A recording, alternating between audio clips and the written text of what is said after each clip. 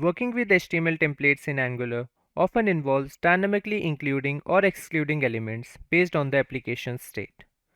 This is where Angular's NgIf and else structural directives shine, allowing us to conditionally include parts of our UI in the DOM. Let us take an example. Suppose we have a heading tag, let's say Welcome FullTechStack, and we want this heading to be a part of our DOM only when a flag is logged in is set to true. Let's declare this flag in our component file is logged in and initialize it to true. Now let's use ngIf directive here in our template, and this will now conditionally include this heading tag in our template. Since is logged in is set to true, the heading tag is currently included in the template. One important point to understand here is why I am using the term included. If you will inspect this template, you will observe that the heading tag is present in the DOM when is logged in is set to true.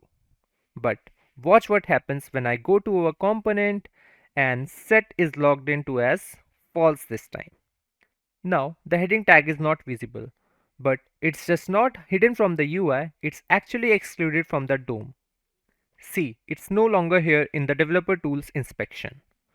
So the ngIf directive in Angular doesn't merely show or hide elements, it actually includes or excludes them from the DOM based on the condition.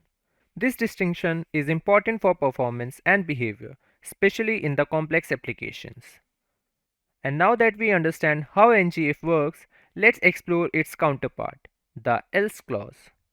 Let's say I just not only want to include or exclude this heading in my DOM, I actually want to display user a message you are logged in or logged out when the condition is false or true accordingly.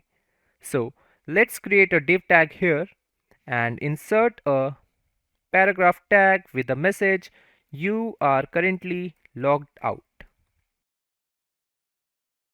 Please log in. And assign this div a reference variable, let's say logged out template. And then let's go back to our heading and place a else clause here with the template reference variable logged out template and hit save. Do not worry about the error, guys. This error was intentional here to clear a common misconception that is related to else clause in Angular to work. And that is, you cannot just use any tag like a div or span to wrap the content for the else condition. The content for the else condition must be wrapped inside the ng template tag. And this is very crucial for the else functionality to operate correctly. So let's replace this with ng template and hit save. Now on inspecting the DOM in this state, you will notice the absence of the heading tag and presence of the paragraph from logged out template. And this demonstrates Angular dynamic DOM manipulation capabilities using ngIf else clause. Thank you guys for watching.